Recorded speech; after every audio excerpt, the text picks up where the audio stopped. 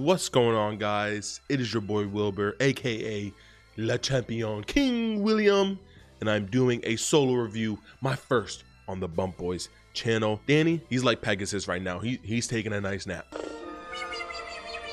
Joe took his bags. He went to Pennsylvania. He should be back on Sunday for the pay-per-view. But we are going to be going over Rampage. This is going to be quick, simple. This is the first edition, first ever woos and boos. If it's good, it gets a woo. Woo! If it's bad, it's getting a ass, a shit, or a boo. This is garbage. Mike skills like Dusty, but go hard like Brock. I'm a stunner like Austin, dropping elbows like Mach. Y'all don't wanna see the finish, cause it's us on top. 1, 2, 3, get the V and get a warrior pop. Yo! Alright guys, let's get into it. Rampage. It was a pretty quick show. They allowed the wrestlers to wrestle on this Rampage and didn't try to force too many matches in. It was only 4 matches. First, we had Andrade El Idolo versus Rey Fénix, and damn, what a match. This gave me Eddie Guerrero versus Rey Mysterio Jr. kind of vibes. I was just geeking out with all the luchador wrestling, the high flying, the different moves. There was a lot that was going on. The big point of the match, Rey Fénix went to tight walk rope the ropes, and Andrade moved the ropes, and Rey Fénix caught his left knee, which he worked on throughout the match. Went for a Ric Flair little woo figure 4. Didn't get it, but the main focus was on Rey Fénix's leg. Rey Fénix would hit a big move. Fénix would hit any sort of big move. You would end up seeing him kind of collapse on that knee. Unfortunately, it ended up with a distraction. Andrade's boy came out, kicked Rey in the balls, threw him in the ring. Andrade hit his little DDT, and he got the win. And I'm not gonna lie, I was actually very impressed. This match was really good. At the end, they attacked Rey. They ripped his mask like super quick. They just went shoop, took that shit off his head, and then Penta came out with the golden shovel to protect his brother. Overall, this gets a woo for me. Woo! Next up, we had Serena Deeb and Mercedes Martinez against 2 local competitors. Now, I gotta say, the local competitors, I'm just, you know, that's just me, but I wasn't a big fan of this match. I thought it was okay.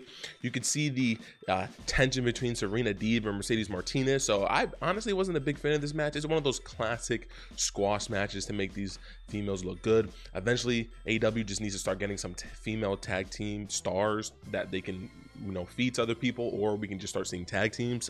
So yeah, this gets a boo. This is garbage. Next up, we had the DKC versus Hook. I'm not a fan of Hook. I just think he needs to learn a little bit more when it comes to the wrestling skill. He has like this Ronda Rousey kind of like feel to him. I'm not a big fan. I know I'm gonna get a lot of flack for that. I know a lot of people love Hook. I like the gimmick, and not the gimmick, but you know, the role he plays as that character with him and Danhausen as Hookhausen. I love that.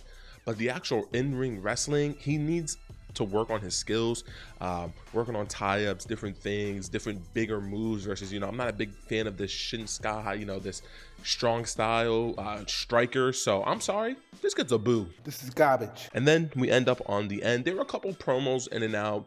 You had the Jonathan Gresham with obviously FTR, then with Tony Blanchard. Then you had Swerve and Keith Lee doing their little promo. So once again, the promos were decent.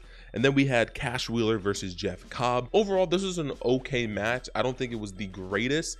I gotta say this though, Rey Fénix and Andrade stole the show with that opening match. I definitely think the main event didn't live up to the hype, but included part of the main event was the finish. Basically, United Open, Jeff Cobb got the win. Hopefully meaning that FTR would get the win over on Sunday. That way I can retain my, you know, Bump Boys Prediction Championship. It was an all-out brawl. You know, Rampage is Chris Jericho on the commentary. Chris got attacked by Eddie Kingston. He had a pen and he was stabbing that motherfucker. He was doing the Michael Myers, shing, shing, shing, shing, shing. And then everybody came out. You had Orange Cassidy come out, Will Ospreay, the Aussie Open, Dax came out. It was just an all-out brawl at the end of the show. So you know what? I love chaos. I love anarchy. I love seeing people get their ass beat.